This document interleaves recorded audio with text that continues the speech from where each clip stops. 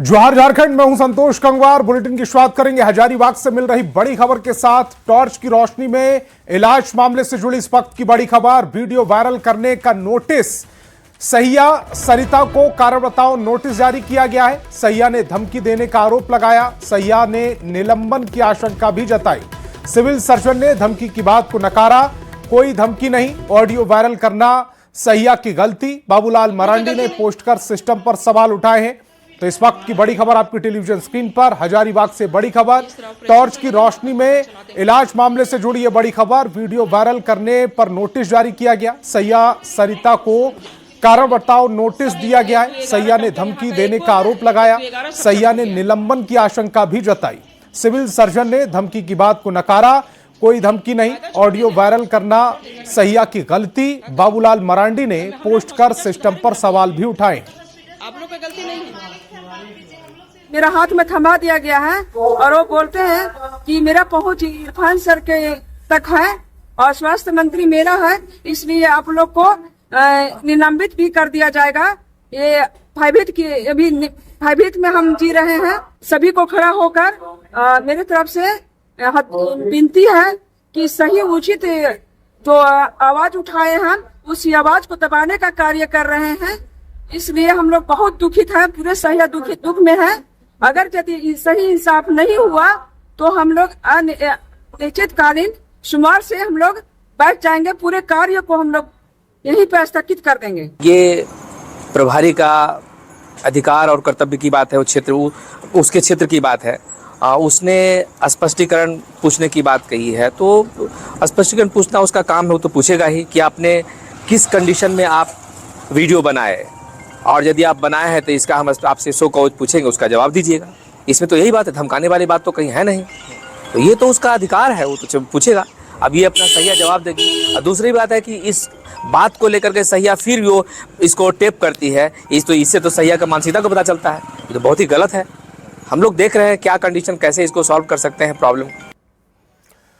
और हजारीबाग के केरेडारी में मोबाइल टॉर्च की लाइट में परिवार नियोजन का ऑपरेशन किया गया था। इस मामले में स्वास्थ्य मंत्री इरफान अंसारी का विवादित बयान सामने आया। स्वास्थ्य मंत्री इरफान अंसारी ने ऑपरेशन करने वाले स्वास्थ्यकर्मी को मेडल देने की वकालत की है। उनका कहना है कि डॉक्टर ने विकट परिस्थितियों में ऑपरेशन कर महिला की जान बचाई। उस महिला की जान भी बच गई तो डॉक्टर को अवार्ड देना चाहिए। उन्होंने अचानक से बत्ती गुल होने के बाद मोबाइल के टॉर्च की रोशनी में ऑपरेशन को अच्छा प्रयास बताया। एक तरफ जहां ऑपरेशन थिएटर में बत्ती गुल होने पर सरकार और स्वास्थ्य विभाग पर सवाल उठ रहे हैं, वहीं दूसरी ओर स्वास्थ्य मंत्री इसे उपलब्धि बता रहे हैं। केरेडारी सीएचसी में बिजली की वैकल्पिक व्यवस्था तक नहीं थी। तो ऐसे में अगर मोबाइल लाइट से या टॉर्च की लाइट से अगर हम जान बचा दिए उस मरीज का, तो इससे बड़ा बात और क्या हो सकती है बताइए। और पूछिए और उस महिला से पूछिए जिसकी जान बच गई। उस डॉक्टर को तो अवार्ड मिलना चाहिए, रिवार्ड मिलना चाहिए। पर हम लोग क्या दिखा रहे हैं कि क्या व्यवस्था है, टॉर्च से इलाज कर रहे हैं। अरे भाई लाइन अगर चली गई आपको, मैं क्या करूंगा। जनरेटर अगर खराब हो गया तो इसमें विभाग की क्या गलती है। ये मैकेनिकल चीज है, कभी भी खराब हो सकता है। और धनबाद से सबसे बड़े सरकारी अस्पताल SNMMCH की सुरक्षा व्यवस्था भगवान भरोसे है। अस्पताल के गायनो वार्ड से नवजात बच्चे की चोरी का मामला सामने आया।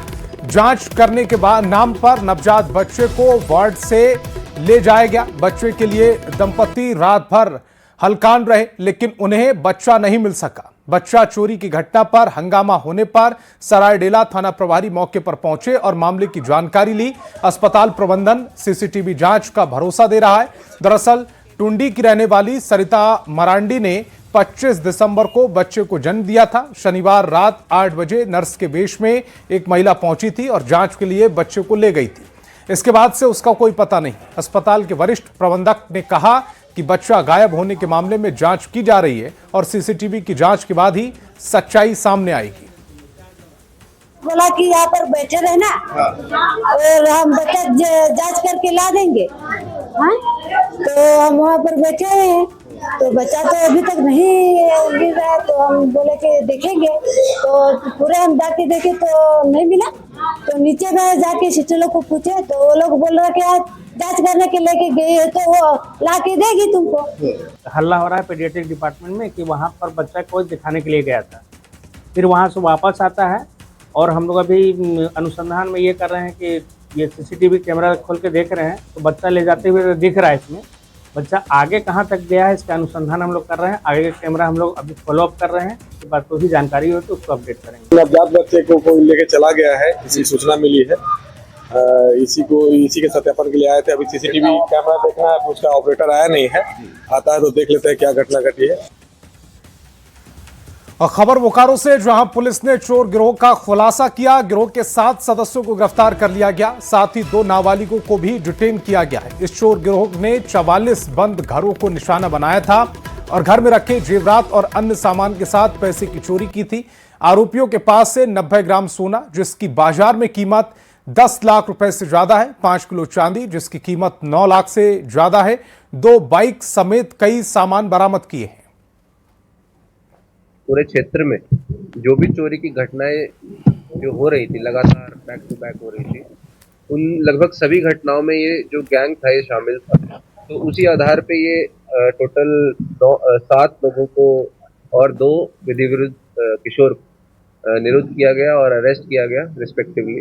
एंड इनके विरुद्ध एक कांड भी दर्ज किया गया। इनके निशानदेही पे जगह जगह छापामारी की गई, बहुत सारी जगह छापामारी हुई है और काफी भारी मात्रा में बरामदगी, जो पुराने केसेस थे बहुत सारे वो बरामदगी हुई है। बहुत सारे केसेस का उद्भेदन हुआ है। लगातार हो रही चोरी की घटनाओं को विराम लगाने को लेकर बोकारो पुलिस को एक बड़ी सफलता मिली है। हम खड़े हैं बोकारो एसपी ऑफिस से, जहां बोकारो जिले के चिराचास थाना क्षेत्र की पुलिस ने एक बड़े गिरोह का उद्भेदन किया है।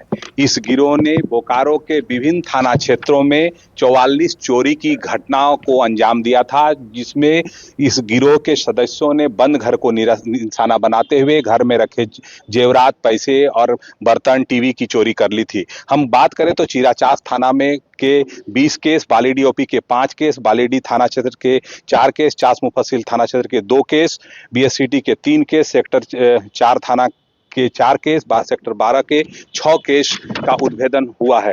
वहीं अगर बात करें तो इस गिरोह के पास से 90 ग्राम सोना यानी 10,62,000 रुपये का सोना, 5 किलो 300 ग्राम चांदी, 9,10,000 रुपये जिसकी कीमत है, और 52,000 रुपये नगद सहित कई सामान को बरामद किया गया है। हम कह सकते हैं कि जिस प्रकार से ये लोग चलते हुए घटना को अंजाम देते थे और मात्र 15 से 20 मिनट में पूरे घर को साफ करने का काम करते थे। वहीं अगर एसपी ने जिस तरह से बताया है कि इसका एक गिरोह जो धनबाद का है, जो रेकी दिन में करता था और इन लोगों को फीडबैक देता था और इन लोगों के द्वारा ही पूरी चोरी की घटना को अंजाम दिया जाता था। हम कह सकते हैं कि बोकारो पुलिस के लिए एक बड़ी उपलब्धि है और लगातार हो रही चोरी की घटनाओं में जरूर विराम लगेगा। मृत्युंजय कुमार, न्यूज 18 बोकारो।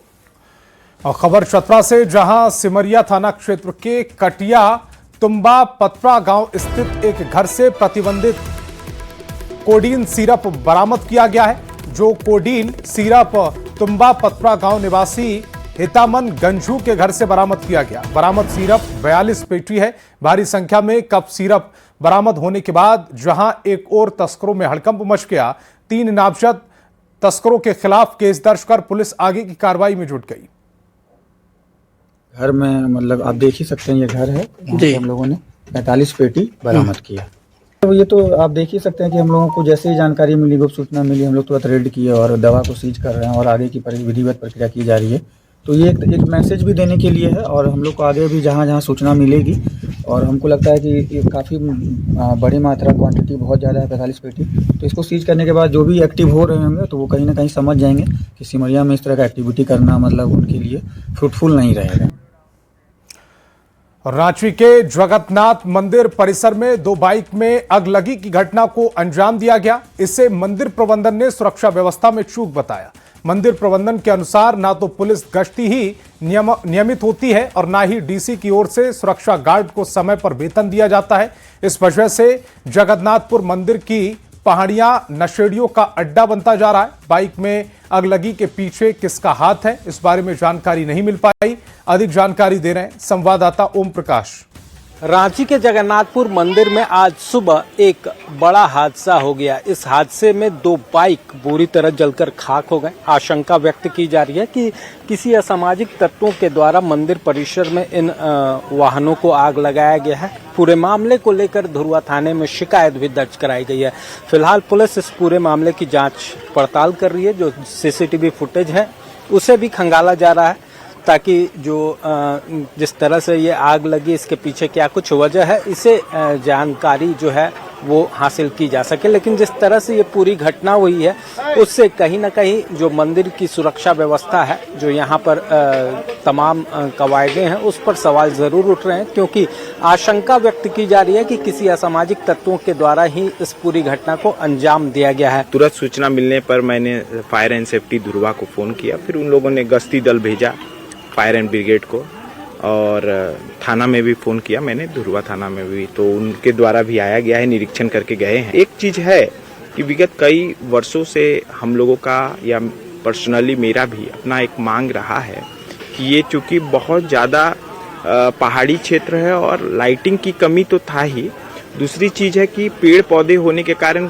बहुत सारे असामाजिक तत्व नशेड़ी गंजेड़ी लोग का अड्डा बन चुका है, जिसमें मैंने स्थानीय थाना को, दोनों थाना, धुरवा थाना हो, जगन्नाथपुर थाना हो, विधानसभा थाना हो, 3 थाना के अंतर्गत मंदिर का है परिक्षेत्र, तो हम चाहते हैं कि गश्ती दल बढ़ाया जाए, असामाजिक तत्वों का यहाँ अड्डा रोका जाए ताकि ये घटना ना घटे। बार बार हम लोगों ने अपने पत्र के माध्यम से भी लिख के दिया है उपायुक्त महोदय को कि एक अगर आपको किसी तरह का परेशानी भी है तो एक अपने तरफ से एक पदाधिकारी जिसको सक्षम कर दिया जाए कि हाँ यहाँ डे टू डे एक्सपेंसेस है, उसको क्लियरेंस वो मंदिर में ही बैठे बैठे कर दे, ताकि जो प्रॉपर सुविधा जो भक्तगण यहाँ आते हैं उनके लिए हम लोग मंदिर प्रबंधन कर सके। जो अथॉरिटी दी गई है जिला प्रशासन को, उसमें कहीं ना कहीं लापरवाही या फिर कहें उदासीनता जो है वो देखने को मिल रही है, जिस वजह से मंदिर की सुरक्षा व्यवस्था जो है वो तार तार हो रही है। अब देखना होगा कि जिला प्रशासन और पुलिस प्रशासन इस ओर कब तक ध्यान देता है। कैमरामैन संजीव तिवारी के साथ ओम प्रकाश,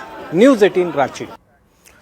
और बांग्लादेश में हिंदुओं पर हो रहे अत्याचार के खिलाफ गुमला में आक्रोश देखा जा रहा है। हिंदू समाज के लोगों ने पालकोट प्रखंड को पूरी तरह से बंद कर अपना विरोध जताया। केंद्र सरकार से बांग्लादेश में रह रहे हिंदुओं की सुरक्षा सुनिश्चित करने की मांग की गई।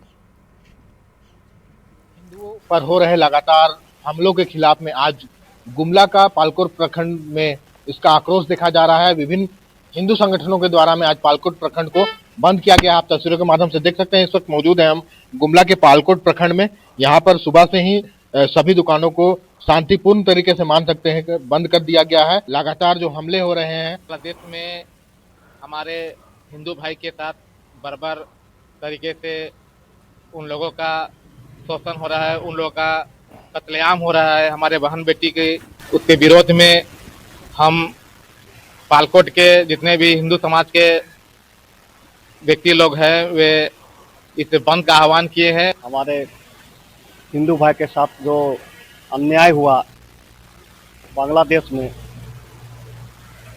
टीपू चंद दास जी का निर्मम हत्या हुआ, को अपनी निर्मम हत्या कर दिया है, उसी का विरोध में आज हम लोग पालकोट बंद किए हैं। और बंद अभी तो खाली बंदे किए हैं, आने वाला समय में अगर हो सके तो हम लोग भी जलाएंगे। जो लगातार हिंदुओं पर हमला हो रहा है उसको लेकर के आक्रोश युवकों में भी देखा जा रहा है, हिंदू समाज में भी देखा जा रहा है। और इनका भी साफ साफ कहना है कि केंद्र सरकार जो बांग्लादेश में जो हिंदू रह रहे हैं उनकी सुरक्षा का गारंटी लेने वाले दिनों में ये सड़क पर भी उतरेंगे और लगातार इसका विरोध जताते रहेंगे। रुपेश कुमार भगत, न्यूज़ 18 गुमला। और निकाय चुनाव को लेकर बीजेपी प्रदेश अध्यक्ष बाबूलाल मरांडी का बड़ा बयान सामने आया। निकाय चुनाव को दलगत आधार पर कराने की मांग की गई। कहा, अध्यक्ष और उपाध्यक्ष पद के दलगत नहीं होने के कारण धन और बाहुबल के इस्तेमाल होने का खतरा रहता है। इतना ही नहीं, उन्होंने निकाय चुनाव को बैलेट पेपर के बजाय ईवीएम से कराए जाने की मांग की। कहा, जब लोकसभा और विधानसभा चुनाव ईवीएम से कराए जा सकते हैं तो निकाय चुनाव क्यों नहीं हो सकता। ईवीएम से परिणाम जल्द आता है, जबकि बैलेट पेपर से कई दिनों तक परिणाम आते हैं।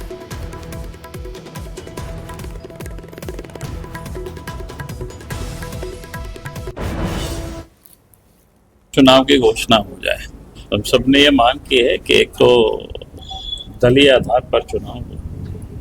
दलीय आधार पर चुनाव हो, उसके पीछे का मंशा एक ही है कि आप सबने देखा होगा, जब अध्यक्ष उपाध्यक्ष दलीय आधार पर नहीं होता है, जब निर्दलीय होता है, तो फिर धन बल बाहुबल ये सब बड़ा प्रभावी। इसलिए जब हम इतनी लोकसभा का चुनाव, विधानसभा का चुनाव देश भर में संपन्न होता है ईवीएम मशीन से, और कुछ एक घंटों में सब परिणाम आ जाता है, तो मुझे लगता है कि भाई सरकार को इस पर और इलेक्शन कमीशन को विचार करना चाहिए, राज्य निर्वाचन आयोग को, और ईवीएम की मशीन से चुनाव करानी चाहिए ताकि चुनाव भी हो जाए स्मूथली और तुरंत काउंटिंग भी।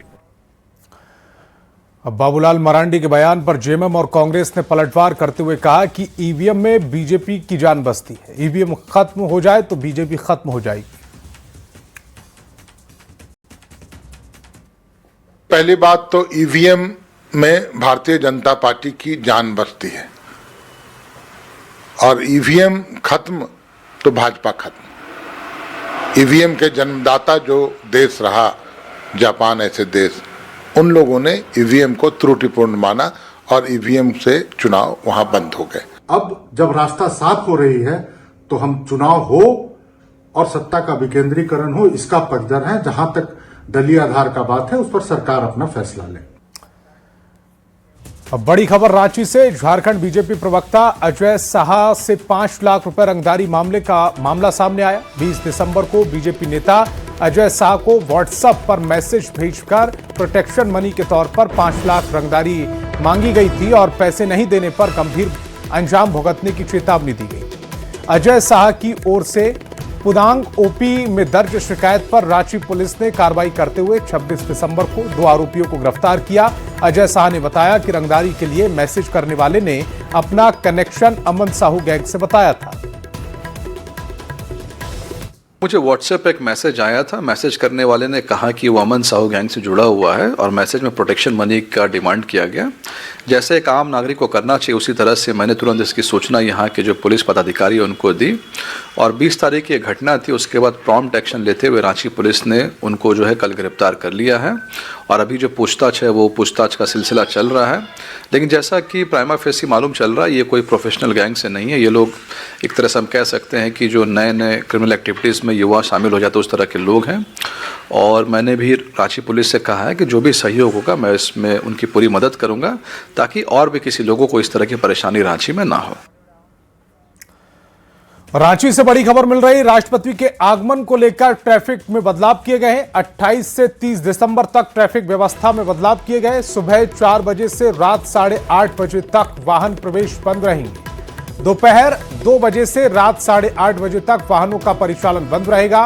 29 दिसंबर को सुबह 7 बजे से 11 बजे तक वाहन प्रवेश बंद होंगे।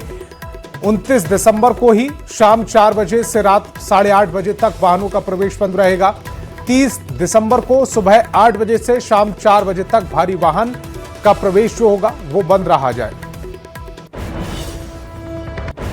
मेजर ट्रैफिक डाइवर्जन और ट्रैफिक प्लान मीडिया में भी शेयर कर दिया गया है, जिसमें 29 को मैम इवनिंग में आ रही हैं, और इवनिंग में जो उनका मेन रूट है एयरपोर्ट से लोक भवन तक जाने का, वाया अरगोड़ा चौक, बिरसा चौक होते हुए वो जाएंगे। और उस बीच में जो भी वहाँ पे ट्रैफिक का आवागमन है, जो ऑटो और मालवाहक गाड़ियाँ हैं, बड़ी गाड़ियाँ हैं, उनका शाम के 4 बजे से ही जो मूवमेंट है वो रोक दिया जाएगा। और जो पर्सनल व्हीकल्स हैं, बाइक्स हैं, उन सब का मूवमेंट प्रेसिडेंट मैम के विजिट डिपार्चर से 45 मिनट्स पहले रोक दिया जाएगा। और वैसे ही 28 और 30 को 29 को वो मॉर्निंग में और इवनिंग में दोनों टाइम उनका आवागमन रहेगा। और 30 को उनका मॉर्निंग में जाने का है लोक भवन से एयरपोर्ट, तो उसी तरह से 2 घंटे पहले मालवाहक और ऑटो रोक दिए जाएंगे। और फक्त एक छोटे से ब्रेक का